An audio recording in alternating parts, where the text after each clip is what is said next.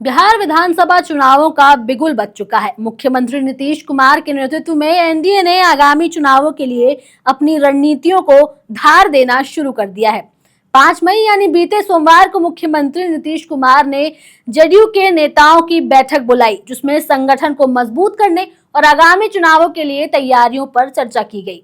अब उस चर्चा में एक और खास बात थी, जिसने एनडीए खेमे में हलचल मचा दी। अब वो खास बात क्या थी और उस बैठक में किन मुद्दों पर बात की गई, ये सब आपको खुलकर बताएंगे। लेकिन उससे पहले आप हमारे चैनल द हिंदी टॉप को सब्सक्राइब करें, बेल आइकन दबाना ना भूलें ताकि आप तक पहुंचे हमारी हर खबर सबसे पहले। दरअसल नीतीश कुमार ने बीजेपी नेताओं की भी बैठक बुलाई थी। इस बैठक में बीजेपी प्रदेश अध्यक्ष दिलीप जायसवाल समेत कई सारे वरिष्ठ नेता शामिल हुए थे।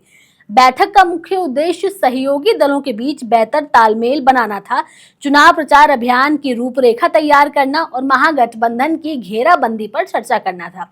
लेकिन इसमें एक और बड़ी और खास बात थी, सीटों का बंटवारा, जिसे लेकर नीतीश कुमार ने जदयू के नेताओं से चर्चा की और ये साफ कर दिया कि बिहार में होने वाले चुनावों में जेडीयू ही ज्यादा सीटों पर चुनाव लड़ेगी और एनडीए की तरफ से नीतीश कुमार ही सीएम का फेस होंगे।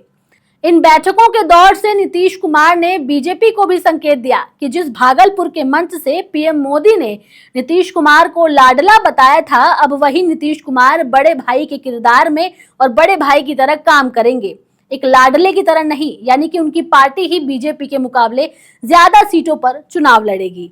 इन बैठकों से ये साफ संकेत मिला है कि पार्टी आगामी चुनावों में प्रमुख भूमिका निभाने के लिए भी तैयार है।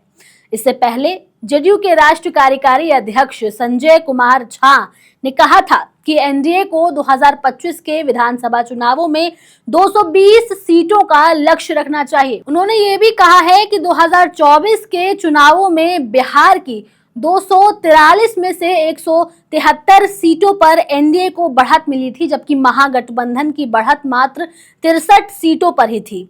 ये फासला लगभग 3 गुना ज्यादा है। इसलिए 2025 के विधानसभा चुनावों में इससे भी बड़ी जीत हासिल करना चाहिए। यहाँ जेडीयू ने इन चुनावों में बीजेपी का बड़ा भाई का रोल निभाने की तैयारी में जुट गई है। इसी कड़ी में विपक्षी महागठबंधन भी चुनावी तैयारियों में जुट गया है। अब तक महागठबंधन की 3 बैठकें हो चुकी हैं, जिसमें से चुनावी रणनीतियों पर चर्चा की गई है। महागठबंधन का मुख्य उद्देश्य एनडीए को चुनौती देना और सत्ता में वापसी करना है। इसलिए एनडीए को अपनी रणनीतियों को और मजबूत करना होगा ताकि महागठबंधन की घेराबंदी का प्रभावी तरीके से मुकाबला किया जा सके। कुल मिलाकर अब ये देखना भी दिलचस्प होगा कि नीतीश कुमार की इन बैठकों के बाद और सीटों के समीकरणों पर विचार विमर्श करने के बाद भाजपा क्या रुख अपनाती है। क्या वो नीतीश कुमार को चुनाव में अपने बड़े भाई का किरदार निभाने देगी या फिर एनडीए में भी सीट के बंटवारे को लेकर के फूट देखने को मिलेगी। अब आप अपने विचार हमें कमेंट सेक्शन में जरूर दें। मैं आपके साथ तनु चतुर्वेदी और कैमरे के उस पार मेरा साथ दे रहे थे मेरे साथी शिव कुमार। ऐसे ही और तमाम खबरों के लिए सब्सक्राइब करें हमारे चैनल द हिंदी टॉप को। साथ ही हमें एक्स यानी ट्विटर, फेसबुक और इंस्टाग्राम पर भी फॉलो करें।